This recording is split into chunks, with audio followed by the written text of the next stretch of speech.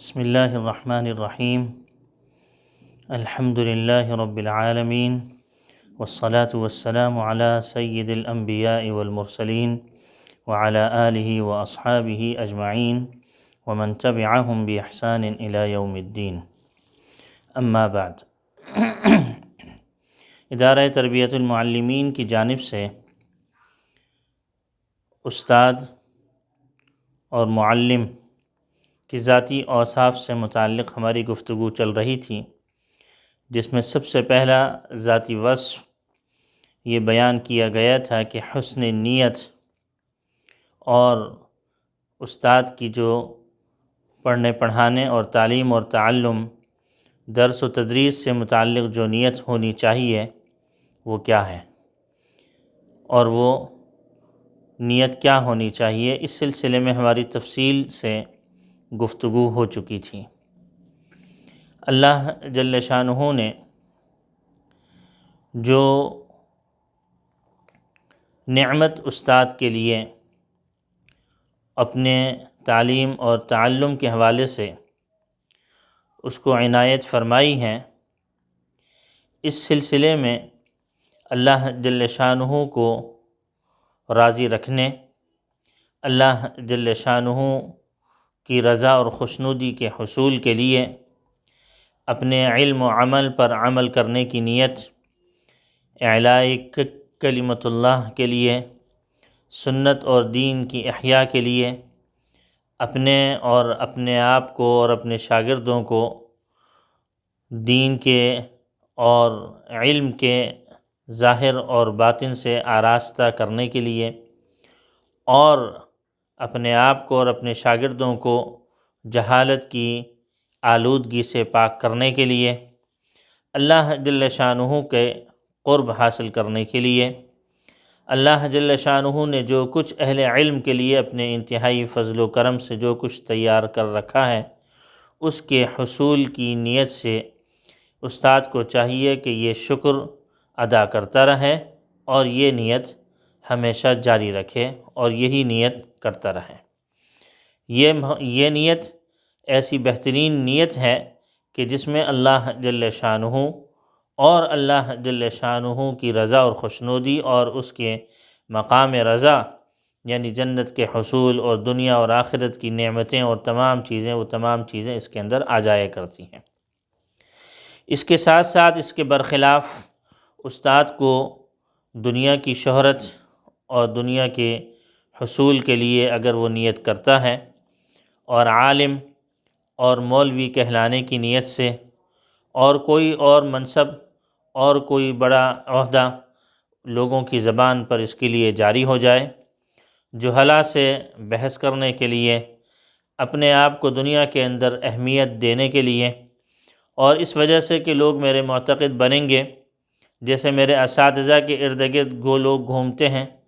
ایسے ہی میں بھی ایک دن بن جاؤں گا کہ لوگ میرے ارد گرد گھومیں گے، ہر طرف میری نام کا ایک ڈنکا بج رہا ہوگا۔ یہ تمام چیزیں ایسی ہیں جو نیت فاسدہ میں داخل ہیں۔ ان تمام چیزوں سے انسان کو محفوظ رکھنا چاہیے، اپنے آپ کو محفوظ کرنا چاہیے، اور اس چیز سے اور اس سوچ سے انتہائی اپنے آپ کو دور رکھنا چاہیے۔ اللہ جل شانہ ایسی نیت فاسدہ سے ہم سب کی حفاظت فرمائے۔ اس سلسلے میں یہ بات بھی سامنے آئی تھی کہ اگر کوئی شخص اللہ جل شانہ کی رضا اور خوشنودی اور تمام اچھے نیت کے ساتھ تمام اس نے یہ کام کر لیے، لیکن اگر کوئی ایسی بات لوگوں کے منہ سے نکلتی ہے اور کوئی ایسی اچھی بات سامنے آتی ہے یا کوئی تعریفی الفاظ کہتا ہے، تو ہمیشہ انسان کو استاد کو عجب اور تکبر سے اپنے آپ کو محفوظ رکھنا چاہیے، اور اللہ جل شانہ کا فضل و کرم اور اللہ جل شانہ کی عنایت سمجھنی چاہیے، اور کسی بھی بات میں اپنی طرف کسی چیز کی کوئی نسبت نہیں کرنی چاہیے، اور اگر خدا نخواستہ ایسی باتیں بھی ذہن میں آ جائیں تو اللہ جل شانہ سے اس سلسلے میں پناہ مانگنی چاہیے، اور اللہ جل شانہ سے دعا کرتے رہنا چاہیے کہ یا اللہ ان تمام چیزوں سے مجھے محفوظ فرما۔ جو شخص اچھائی کی طرف آگے بڑھتا ہے، اچھی نیت رکھتا ہے اور بری چیزوں سے اپنے آپ کو محفوظ رکھتا ہے اور اس کے ساتھ ساتھ ہر ایک برے نیت سے اور برے فعل سے بچتے ہوئے اللہ جل شانہ سے مانگتا رہتا ہے، انشاءاللہ العزیز اللہ جل شانہ کے ہاں وہ کامیاب ہوتا ہے۔ اس کے ساتھ ساتھ یہ بات بھی مختصر طور سے عرض کی گئی تھی کہ جو حق الخدمت کے طور پر اگر کوئی ہدیہ کا کوئی مال آ جاتا ہے، کوئی رقم دے دی جاتی ہے، یا استاد کے وقت کے لحاظ سے یا اس کی خدمت کے لحاظ سے کوئی اور ایسی روپیہ پیسہ اور رقم اور اس کے سامنے آ جائے، اور اس سلسلے میں کوئی ہدایہ آ جائے، کچھ اور نعمتیں مل جائیں، اللہ جل شانہ کا محض فضل و کرم سمجھ کر اس کو لے لینا چاہیے۔ یہ بھی عطیہ خداوندی ہے۔ لیکن اگر کوئی شخص یہ سوچتا ہے کہ یہ اس کی جو ہم نے تعلیم و تعلم یعنی اس سے جو وابستگی اختیار کی ہے، اس کی وجہ سے ہمیں کچھ مل رہا ہے، یا پھر یہ اس کی خدمت یا اس کا یہ عوض ہے، تو یہ ہرگز ممکن نہیں۔ یہ ایک ناممکن ہے کہ کوئی شخص قرآن کریم کے ایک لفظ کا بھی عوض دے سکے، قرآن کریم کے، حدیث پاک کے، یا کوئی دینی مسائل کے، یا دینی علوم اور فنون اور کسی بھی طریقے سے استاد کا کوئی حق ادا کر سکے۔ ایسا کوئی دنیا میں کوئی ایسا سکہ اور کوئی ایسا پیسہ رائج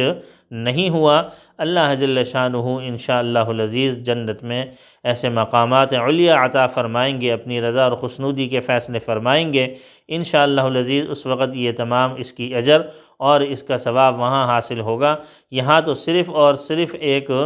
اس طریقے سے کہ دنیا کی ضروریات پوری ہو سکیں، تو یہ انسان کو، استاد کو یہ تمام چیزیں مل جایا کرتی ہیں۔ خاص طور سے اس چیز کی طرف استاد کو بہت زیادہ اہمیت دینی چاہیے کہ دیکھیں، ایک طرف تو استاد جو ہے وہ نیت کر لیتا ہے، اور نیت بھی بہت اچھے انداز سے کر لیتا ہے،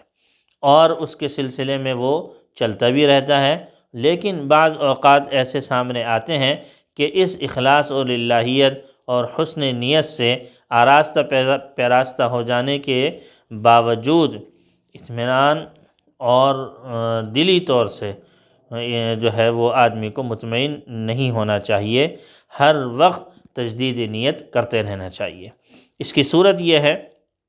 کہ جب استاد اپنے کام کے لیے نکلے، جب پڑھانے کے لیے نکلے یا مطالعے کے لیے نکلے، یا پھر یہ ہے کہ وہ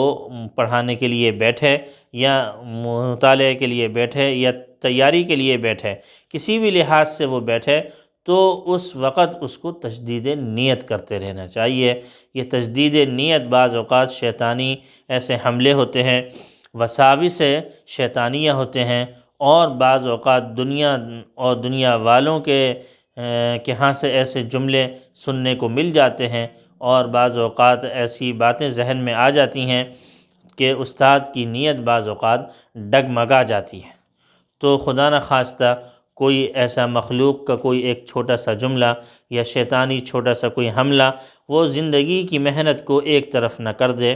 اور وہ رائیگاں نہ ہو جائے۔ اس سلسلے میں کم و بیش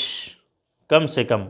سے کم ہر روز سبق پڑھانے سے پہلے، مدرسے میں حاضری سے پہلے، یا سبق پڑھاتے وقت یا مطالعے کے وقت سب سے پہلے یہ نیت کرے کہ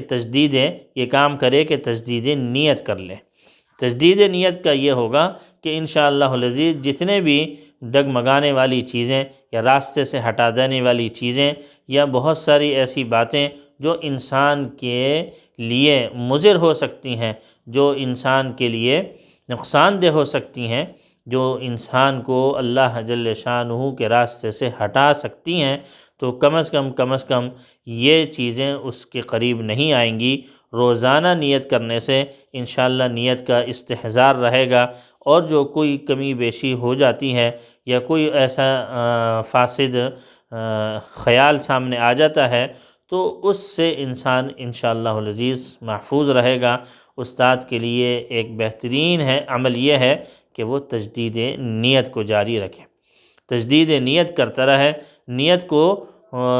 کو نئی ایک جلا بخشتے رہے کہ جس کی وجہ سے وہ یہ سمجھے کہ اگر کوئی خدا نخواستہ میری نیت کے اندر کوئی فاسد خیال آ گیا ہو، کوئی شیطانی حملہ ہو گیا ہو، کوئی وساوس ایسے سامنے آ گیا ہو، یا کوئی عجب اور تکبر کی بات کوئی میرے سے نکل گئی ہو، یا کوئی ایسا فعل کر لیا ہو، تو اللہ جل شانہ کے ہاں اس کی معافی بھی مانگتا رہے اور ساتھ ساتھ تجدید نیت بھی کرتا رہے۔ انشاءاللہ العزیز دیکھیں یہ تمام چیزیں ایسی ہوا کرتی ہیں جو بنیادی کردار ادا کرتی ہیں، جو اللہ جل شانہ کے ہاں شرف قبولیت بخشتی ہیں۔ اگر خدا نخواستہ اس میں ذرہ برابر بھی کمی کوتاہی یا کوئی کمی ہو گئی تو لہٰذا اس اپنی جو محنت ہے اس محنت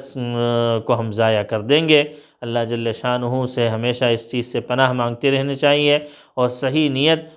نیت کے استحضار کے ساتھ اور ہمیشہ اس کو سامنے رکھتے ہوئے اپنے عمل کو، اپنے درس و تدریس کو دنیا کے اندر اللہ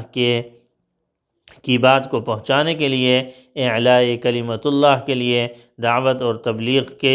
فریضے کی ادائیگی کے لیے، اللہ جل شانہ کی رضا اور خوشنودی کے لیے ہمیشہ اس عمل کو جاری رکھنا چاہیے۔ اللہ جل شانہ عمل کی توفیق عطا فرمائے۔ وآخر دعوانا ان الحمد للہ رب العالمین۔